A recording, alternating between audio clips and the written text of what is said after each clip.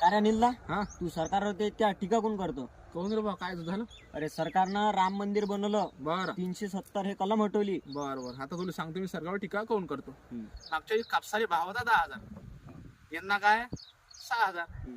सोयाबीनले मागच्या वेळी भाव होता 6,000, यंदा काय 4,000. यंदा कापसाले खर्च आहे 50,000, उत्पन्न आहे 40,000 होईल. सोयाबीनले खर्च आहे 20,000, उत्पन्न झाले 3 पोते, 4,000च्या भावानं होऊन झाले 12,000. तुनं 2 वर्ष झाले तुम्ही बीएससी केली, नोकरी पोहून राहिला, नोकरी भेटली काय? नाही. म्या 3 वर्ष झाले BA केलं, 2-3 वर्ष अकोल्याले, मुंबईले, पुण्याले क्लासेस लावले, त्याच्यात 2-4 लाख गमावले, बापाला डुबवलं.